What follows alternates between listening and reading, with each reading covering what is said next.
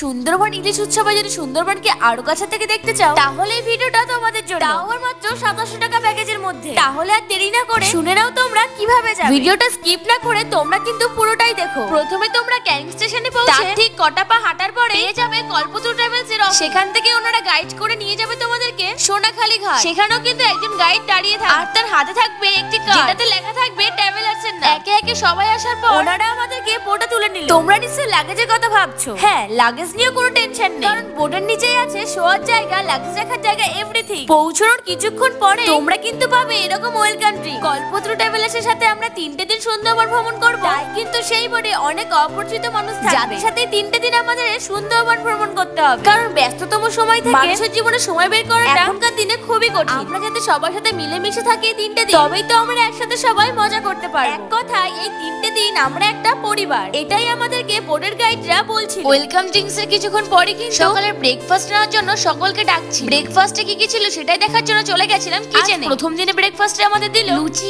আলুর দম, একটা করে মিষ্টি। খাবারটা দেখতে যতটা সুন্দর ছিল, খেতে কিন্তু আরো ভালো ছিল। আমার খাওয়ার পর রিঅ্যাকশন দেখে তোমরা নিশ্চয়ই বুঝতেই পারছো। আর হ্যাঁ, তোমাদের কিছু লাগলে তোমরা কিন্তু আবার নিতে পারো। এদিকে আমরা খেতে খেতে আমাদের বোটটা ঘাট থেকে ছেড়ে দিল। আবার কিছুক্ষণ বোট চলার পর চলে এসেছে চা। ইলিশ উৎসবে কিন্তু শুধু ইলিশ নয়, সারাদিন কিন্তু এমন কিছু না কিছু খাবার আসতেই থাকে। তাই জন্য তোমরা কিন্তু কল্পতরু ট্রাভেলার্স এর সাথে একবার সুন্দরবন ভ্রমণ করে আসতেই পারো। আশা করি তোমাদেরও ভালো লাগবে। বোটে করে যেতে যেতে এমন অনেক দৃশ্য দেখবে যেগুলো তোমাদের মন ছুঁয়ে যাবে। এদিকে আবার কিছুটা বোট যাওয়ার পর চলে আসলো আবার একটা স্ন্যাক। সেটা হাতে পেয়ে খুলতে দেখি তার মধ্যে আছে চিংড়ি মাছ ফ্রাই, যেটা খেতেও কিন্তু অসম্ভব সুন্দর ছিল। অনেক তো হলেও খাওয়া দাওয়া। এবার চলো আমরা দুজন একটু সময় কাটাই, কারণ সুন্দরবন মানে নিরালায় শান্ত পরিবেশে একটু সময় কাটানো, যেখানে চারিদিকে তাকালে শুধু দেখতে পাবে জল আর ম্যানগ্রোভের জঙ্গল। আমরা নেমে পড়লাম গোসাবা ঘাট। সেখানে আমরা প্রথমে দেখি হ্যামিল্টন সাহেবের বাংলো। এবার আমরা টিকিট কেটে নিয়েছি বেকন বাংলো, যেখানে বিশ্বকবি রবীন্দ্রনাথ ঠাকুর সাহিত্য রচনা করেছিলেন। বিশ্বকবি শ্রী রবীন্দ্রনাথ ঠাকুর 1932 সালে 30 থেকে 31 ডিসেম্বর এই বাংলোয় অবস্থান করেন। আমরা যে সুন্দরবনের প্রত্যেকটা জায়গায় ঘুরবো সেখানেও কিন্তু আমাদেরকে গাইড দিয়ে ছাড়া হবে, কারণ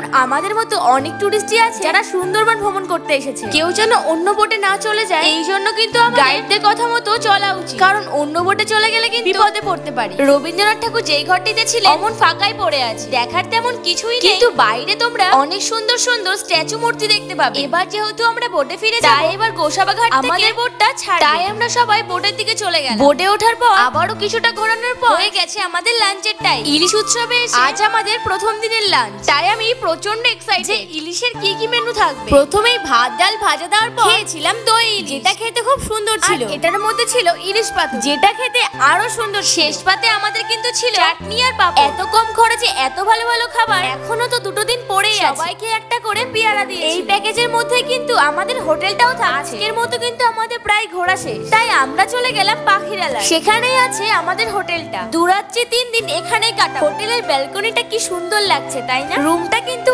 আরো সুন্দর। সেখানে আমাদের দিয়েছিল ডাবল বেড, ছিল একটা মিনার আলমারি, একটা টেবিল। রুমে যেমন একটা পাখা ছিল, সাথে কিন্তু একটা এসিও ছিল। রুমের ভেতরে তোমরা কিন্তু পাবে একটা পার্সোনাল স্পেস। তার ঠিক অপোজিটেই আছে বাথ, যেটা কিন্তু 100% ক্লিন ছিল। এত কম টাকার মধ্যে এত কিছু, একমাত্র এটা কিন্তু পাবে তোমরা কল্পতরু ট্রাভেলার্স এর, যাদের আছে 25 বছর এক্সপেরিয়েন্স। তাহলে আর টেনশন কিসে, ঝটপট বুক করে ফেলো এই নাম্বারে। আমার রুমের ঠিক অপোজিটেই ছিল এই নদীটা। আর সন্ধ্যা হতে হাতে পেয়ে যাবে এরকম গরম গরম পকোড়া আর কফি, সেটার টেস্টও কিন্তু দুর্দান্ত ছিল। রুমে যখন দুজনে মিলে বসেছিল, দরজার বাইরে থেকে ডাক পড়লো নিচে নাকি স্পেশাল কিছু একটা আমাদের জন্য আয়োজন করা হয়েছে। তাই ঝটপট রেডি হয়ে উপর থেকে উকি মারতে দেখি আমাদের জন্য নিচে নাকি ঝুমুর নাচ আয়োজন করা হয়েছে। বলতে পারো তোমরা এটা ওখানকার একটা কালচার, কারণ ওখানকার মেয়েরা এইভাবেই নাচ দেখে উপার্জন করে। আমরা হয়তো সেটাকে আনন্দ সহকারে দেখি, কিন্তু ওদের জীবনযাপনটা কিন্তু অনেকটাই কঠিন। নিচে গিয়ে দুজনা দিব্য বেশ বসেছিল, সবাই যখন নাচ করছিল তখন আর নিজেকে আটকে না রেখে চলে গেলাম ওদের সাথে একটু আনন্দ করতে। সুন্দরবন ভ্রমণের প্রথম দিনে কিন্তু আমাদের জন্য ছিল এত কিছু আয়োজন। ঝুমুর নাচ শেষ হতে না হতে আমাদের সকলের রাতে ডিনারের সময় হয়ে গেছে। খেতে বসে শুনলাম আজকে নাকি